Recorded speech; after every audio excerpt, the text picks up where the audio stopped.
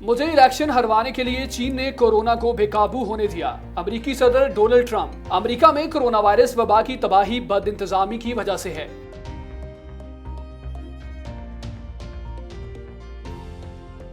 तुर्क ड्रामे अर्तुगरुल को नशर करने पर शान की पीटीवी पर तनकीद। अर्तुगरुल गाजी पाकिस्तानियों का पसंदीदा ड्रामा बन गया। हमारी तारीख और हमारे हीरोज को तलाश करने की कोशिश करें।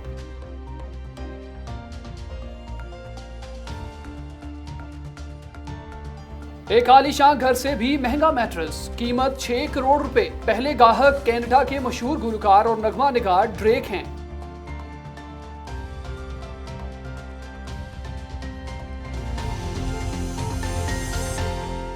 बिस्मिल्लाहिर्रहमानिर्रहीम, अस्सलाम वालेकुम। आप देख रहे हैं ब्राइस्टा टीवी और प्रोग्राम वर्स इन वर्साल की एक और इंटरेस्टिंग एपिसोड में मैं हूं शाहज़ेब फारूक और मैं हूं फातिमा नासिर। आप हमारे YouTube चैनल भी सब्सक्राइब कर सकते हैं और हमारी एप्लीकेशन भी डाउनलोड कर सकते हैं, जो कि दोनों ब्राइट स्टार टीवी के नेम से अवेलेबल हैं। इसके अलावा और भी ऑप्शंस मौजूद हैं। www.brightstartv.live हमारी वेबसाइट है, वहां पर आप लोग हमारा प्रोग्राम देख सकते हैं। साथ ही साथ में Instagram, social media, Facebook, Twitter के ऊपर भी हमारा प्रोग्राम आप लोग देख सकते हैं। आज की पहली खबर प्रोग्राम में शामिल करेंगे अमेरिकी सदर डोनाल्ड ट्रंप के हवाले से। जैसा कि आपको तो अब पता है कि अमेरिकी सदर डोनाल्ड ट्रंप हमेशा ही खबरों की जीनत बने रहते हैं, चाहे वो कोई भी किसी भी किस्म का मामला हो। सोशल मीडिया के ऊपर, ट्विटर के ऊपर हमेशा हम लोग देखते हैं कि कोई ना कोई हॉट इशू या कंट्रोवर्सी डोनाल्ड ट्रंप के बारे में ज़रूर होती है। आज एक ऐसी ही कंट्रोवर्सी के बारे में आपको बता देते हैं। आपको बताएं कि सदर डोनाल्ड ट्रंप ने चीन पर नवंबर में होने वाले सदारती इलेक्शन में हरवाने के लिए कोरोना वायरस को अमेरिका में फैलने का इल्ज़ाम आयद कर दिया। उनका कहना, ऑब्वियसली हम लोग ट्रंप के बारे में जानते हैं कि ट्रंप हमेशा ही न्यूज़ में रहते हैं। वो हमेशा कोई ना कोई ऐसी बात या कोई ना कोई अपने ट्विटर अकाउंट पे बड़े एक्टिव होते हैं और वो हमेशा कोई ना कोई ऐसी बात कर रहे होते हैं जो कि न्यूज़ में आ ही जाती है। कई दफ़ा उन पे कहा जाता है कि वो थोड़े से अनरियलिस्टिक साउंड कर रहे होते हैं या पता नहीं चल रहा होता कि वो ये जो बात कर रहे हैं वो क्यों कर रहे हैं, क्योंकि यूजुअली प्रेसिडेंट्स जो होते हैं, ये जो भी इन पावर होते हैं, जो वो गवर्नमेंट में स्पेशली जो हायर पोजीशंस रखते हैं, वो इस तरह की या तो बात नहीं करते हैं या तो वो ट्विटर पे जो है वो अगर एक्टिव होते भी तो बड़े प्रोफेशनली एक्टिव होते हैं, वो इस तरह से एक्टिव नहीं होते हैं। अब जो हाल ही में ट्रंप ने बात की है कि उन्होंने इल्ज़ाम लगा दिया चाइना पे। आप जानते हैं कि ट्रंप की हमेशा से एक राइवलरी रही है चाइना के साथ। उन्होंने पहले भी इन द पास्ट भी चाइना के ऊपर काफ़ी सारे इल्ज़ाम लगाए हैं।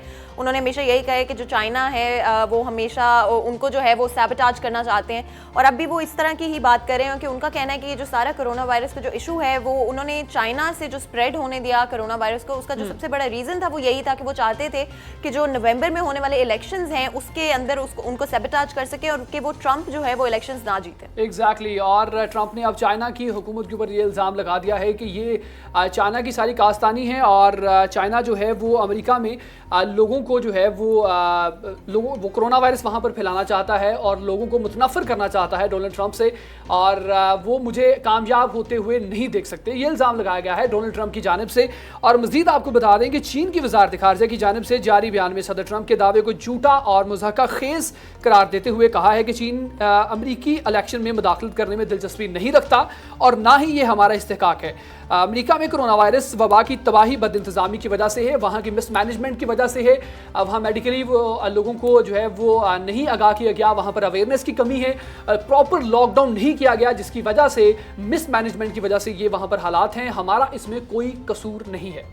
ऑब्वियसली ट्रंप का तो कहना यही है कि जो चाइनीज़ हैं वो किसी भी स्टूप कर सकते हैं किसी भी लो पर, सिर्फ इसलिए कि वो लोग मेक श्योर कर सके कि ट्रंप जो है अगला इलेक्शन जो है वो ना जीतें, क्योंकि उनके लिए ये बात बहुत इंपॉर्टेंट है कि ट्रंप जो है, बिकॉज अमेरिका के रिलेशंस जब से ट्रंप इलेक्ट हुए हैं चाइना के साथ कुछ बहुत अच्छे नहीं रहे हैं। चाइना और अमेरिका जो है अब इन कॉम्पिटिशन है, साइड बाय साइड दोनों कम्पीट कर रहे हैं to be the next world power. Obviously America उस जगह पे है अभी और चाइना अगर उसको हटाता है वहाँ से तो वो अमेरिका के लिए एक थ्रेट तो है ही, लेकिन at the same time Trump ने हमेशा से जो है, इवन आपको पता होगा जब से कोरोना वायरस शुरू हुआ है ट्रंप ने हमेशा इस वायरस को चाइनीज वायरस वो बुलाते रहे हैं। ऑब्वियसली चाइना ने इस चीज़ को जो है वो डिनाई किया है। उनका कहना ये है कि हम लोग बिल्कुल भी इंटरेस्टेड नहीं है अमेरिका के इलेक्शंस में क्या होता है और क्या नहीं होता है, हमारी इसमें कोई दिलचस्पी नहीं है। उनका कहना है मजीद इस हवाले से बात कर लेते हैं। और थ्योरीज भी कुछ हैं, कुछ थ्योरीज कहती हैं कि जी कुछ जर्नलिस्ट के बारे में मैंने सुना, उन्होंने ये कहा कि कोरोना वायरस जो है वो बिल्कुल एक लोग जो हैं वो अमेरिका की जानब से ये है, कुछ लोगों ने कहा कि जी चाइना जो है ये जंग जीत चुका है। जब कोरोना आया तो उन्होंने कुछ ही दिनों में उसके ऊपर काबू पा लिया। उसके बाद ये जो बायोलॉजिकल वार है ये बेसिकली चाइना जीत चुका है। कुछ लोग कह रहे हैं कि जी अमेरिका का ये प्रॉपर एक प्लान है चाइना की जो इकोनॉमी है उसको ख़त्म करने के लिए, क्योंकि चाइना जो है 45% तक ट्रेड करता है पूरे मुल्क पूरी दुनिया में। सबसे ज़्यादा जो परसेंटेज है वो ट्रेड की चाइना की है। तो चाइना की इकोनॉमी को बर्बाद करने के लिए अमेरिका का ये एक जो मैं समझता हूँ कि एक वॉर कर रहा है अमेरिका। अब क्या इसके अंदर हकीकत है मुझे तो समझ नहीं आ रहा, क्योंकि डिफरेंट जो पॉइंट ऑफ व्यूज़ हैं लोगों के अब वही हमें सुनने में आ रहे हैं। आप मज़ीद इस बारे में सोचिएगा और अपना भी पॉइंट ऑफ व्यू दीजिएगा हमें फीडबैक के जरिए। सो नाज़रीन, यहाँ पर एक छोटा सा ब्रेक लेंगे, ब्रेक के बाद एक और खबर प्रोग्राम में शामिल करेंगे। आप तमाम लोग हमारे साथ रहिएगा। Welcome back in the programme. एक बार फिर से खुशामदीद कहेंगे programme what's in what's out में। और नाज़रीन, शोबिज़ इंडस्ट्री के हवाले से आपको बताएं कि बहुत सारी ऐसी चीज़ें होती हैं, बहुत सारे ऐसे ड्रामाज होते हैं जो कि खबरों की जीनत बने रहते हैं और एक वक्त के लिए बने रहते हैं, फिर उसके बाद कोई नया ड्रामा आता है। जैसा कि आप बात कर लें, अगर मेरे पास तुम हो, खलीलुर रहमान साहब ने ये ड्रामा लिखा और बहुत चला, सिनेमाज के अंदर भी चला। उसके बाद अब आजकल जो ड्रामा चल रहा है वो है अर्तुगरुल। और अर्तुगरुल ऐसा ड्रामा है जो कि हिस्ट्री के ऊपर मुबनी है और इस ड्रामे को बहुत सारे लोग देख रहे हैं और ये आजकल खबरों की जीनत बना हुआ है। इस ड्रामे के हवाले से फातिमा मजीद बात करेंगे। और मुझे बताएं कि आप ये ड्रामा देखती हैं? हाँ, मैं ये ड्रामा देख भी रही हूँ और आपको पता होगा कि इस ड्रामे ने बहुत पॉपुलैरिटी हासिल किया पाकिस्तान में। बहुत सारे रिकॉर्ड्स जो हैं इस ड्रामा ने ब्रेक कर दिए। ये बेसिकली बेस्ड है हिस्टोरिक पीरियड के ऊपर और इस्लामिक हिस्ट्री के ऊपर बेस्ड है ये ड्रामा। और रमज़ान के अंदर इस ड्रामे को PTV पे नशर करने का जो है वो फैसला किया गया था।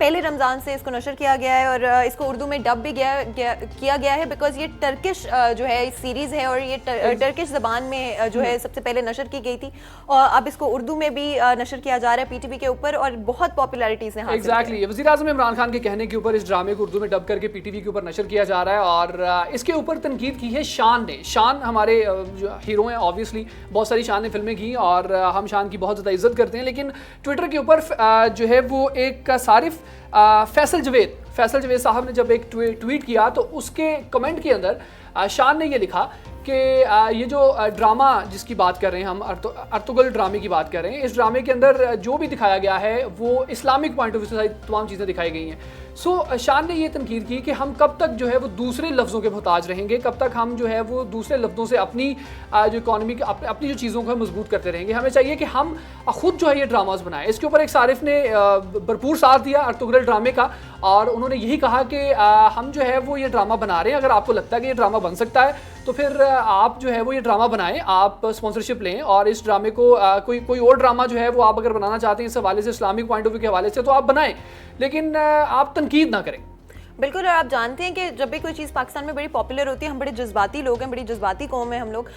या तो हम लोग बिल्कुल सपोर्ट में आ जाते हैं, हम बिल्कुल भी तनकीद जो है सुनना नहीं चाहते। शान जिस पॉइंट ऑफ व्यू से बात कर रहे थे वो भी अगर देखा जाए तो वो गलत नहीं है। ऑब्वियसली उनका अर्तुगरुल के ऊपर जो है पॉइंट आउट करना शायद सही नहीं था, बिकॉज इस्लामिक हिस्ट्री के हिसाब से जो है वो बहुत ही इंपॉर्टेंट है ये हिस्टोरिक पीरियड, स्पेशली बिकॉज ये जो फादर थे ऑफ उस्मान, जिन्होंने ऑटोमन एम्पायर को फाउंड किया था, उनके ऊपर बेस्ड है। तो इस्लामिक हिस्ट्री से देखा जाए तो मेरा ख्याल है रमज़ान के महीने में ये बहुत ही एक अच्छी सीरीज़ है जो कि देखी जा सकती है सब मुसलमानों के लिए, बिकॉज हमें अपनी हिस्ट्री के बारे में शायद बहुत सारी ऐसी चीज़ें जो नहीं पता।